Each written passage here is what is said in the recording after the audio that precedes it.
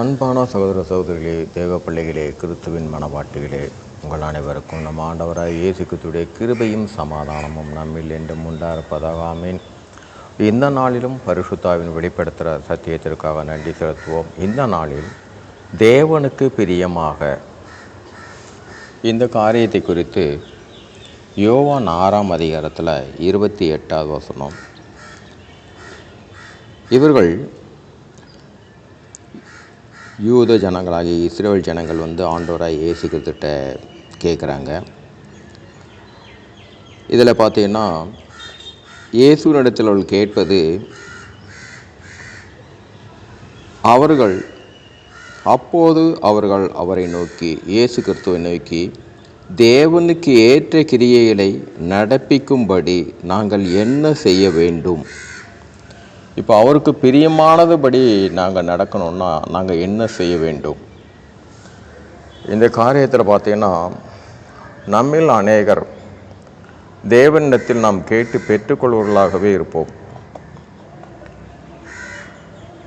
பெற்றுக்கொண்ட பின்பாக அவருக்கு நன்றி செலுத்துவோம். ஆண்டவரே, நான் விண்ணப்பத்தில் வைத்து எனக்கு இதை நீங்கள் கொடுத்ததுக்காக நன்றி இதே.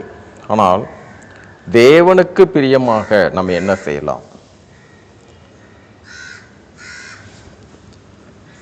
அப்படி பார்க்கும்போது பார்த்தீங்கன்னா நம்ம அநேகருக்கு ஆகாரம் கொடுக்கும்படியாக பார்த்தீங்கன்னா ஆண்டவர் என்னை நல்ல இடத்துல உயர்த்தி வைத்திருக்கிறாரு, அதனால் நான் அநேகருக்கு இலவசமாக ஆகாரம் கொடுக்கணும் அப்படின்னு. அந்த ஆகாரம் கொடுத்த பின்னாடியும் நமக்குள்ளாக நாம் சந்தோஷப்பட்டுவோம். தேவனுக்கு பிரியமான காரியத்தை நான் செய்துட்டேன். ஆனால் தேவன் சொல்லுவார், எனக்கு பிரியமான காரியம் என்று நீ எண்ணி சந்தோஷப்படுறல, எனக்கு அது போதும். நீ சந்தோஷப்படுற அந்த சந்தோஷம்தான் எனக்கு தேவை. ஆனால் எனக்கு பிரியமானது என்னதென்று நீ வேதத்தில் பார்.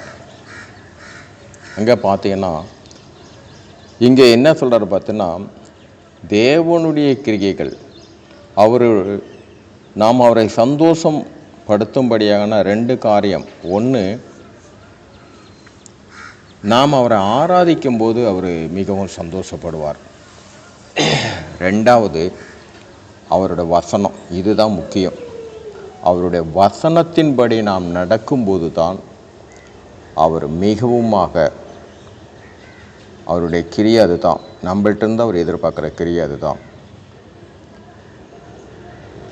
வசனம் என்கிற கற்பனை. இந்த கற்பனையின்படின்னு பார்க்கும்போது, அந்த கற்பனையின்படி நாம் நடக்கும்போது, அந்த வசனத்தின்படி நம்ம நடக்கும்போது, வேதத்தில் எல்லாமே நமக்கு ஜீவனோட சத்திய வார்த்தைகள் தான். அந்த வார்த்தையின்படி கேட்பது மாத்திரமல்ல, அதை மனப்பாடம் செய்வது மாத்திரமல்ல, அதன்படி நடக்கும் பொழுதுதான் தேவனுக்கு ஏற்ற அது கிரியாக இருக்கிறது. சில காரியத்தில் நம்ம கேட்டும் நமக்கு கிடைக்கல அப்படின்னா அதுக்குள்ள காரியம் பார்த்திங்கன்னா 1 யோவான் 3ஆம் அதிகாரத்தில் 22வது வசனம். அவருடைய கற்பனைகளை, யாருடைய கற்பனைகள் பார்த்தீங்கன்னா தேவனுடைய கற்பனை.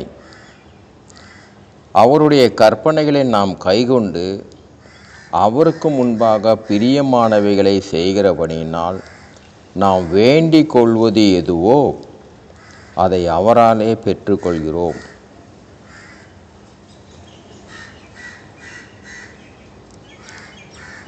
தேவனுடைய கற்பனையே ஒருவருக்கொருவர் அன்பாக இருக்கணும்னு தான் சொல்லியிருக்கிறாரு.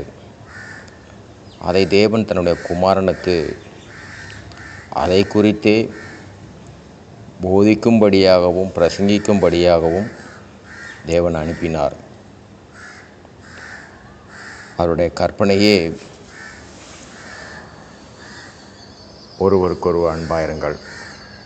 இந்த அன்பினால் இருக்கும்போது பார்த்தீங்கன்னா, இந்த கற்பனைகளை நாம் கைக்கொண்டு நடக்கும்போது நாம் கேட்டுக்கொள்வது எதுவோ அது அவரிடத்துலேருந்து பெற்றுக்கொள்வோம். இந்த வார்த்தையில் பார்த்தீங்கன்னா, நமக்கும் உலகத்தை சார்ந்தவர்களுக்குள்ள வித்தியாசம். உலகத்தை சார்ந்தவர்களுக்கும் இயேசு கிறிஸ்து யார் என்றால் கண்டிப்பாக சொல்லுவார்கள். சிலுவையில் ஆணியில் தொங்குறார், அவர் தானே இயேசு கிறிஸ்து. நமக்கும் தெரியும், ஏற்றுக்கொள்ளாதவர்களுக்கும் தெரியும். ஆனால் நமக்கும் அவர்களுக்குள்ள வித்தியாசம் என்னவென்றால்,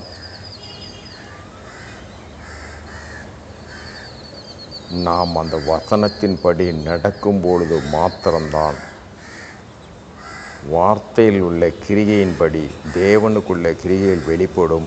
அப்பொழுதுதான் நம்முடைய கிரிகைகளை கண்டும் அவர்களும் இரட்சிப்புக்குள்ளாக வருவார்கள்.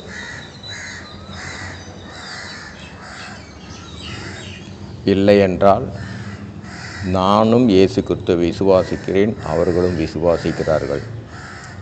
என்ன ஒன்று, அவங்க ஆலயத்துக்கு வெளியே இருக்கிறாங்க, நம்ம ஆலயத்துக்கு உள்ளே இருக்கிறோம். வசனத்தின்படி நம்ம நடக்கலைன்னா 2 பேருக்கும் வித்தியாசம் இல்லை. அந்த வசனத்தின்படி நடக்கும்போது தான் தேவனுடைய கிரிகையில் வெளிப்படும். அந்த கிரிகையில் வெளிப்படும் போது மாத்திரம்தான் நம்முடைய கிரிகைகளை கண்டு அநேகர் நம் ஆண்டவராகிய இயேசு கிறிஸ்துவை சிலுவையில் தொங்கின கிறிஸ்துவாக அல்ல, அவருக்குள்ளாக இத்தனை காரியங்கள் உண்டு என்பதை அறிந்து அவர்கள் இரட்சிப்புக்குள்ளே வருவாங்க.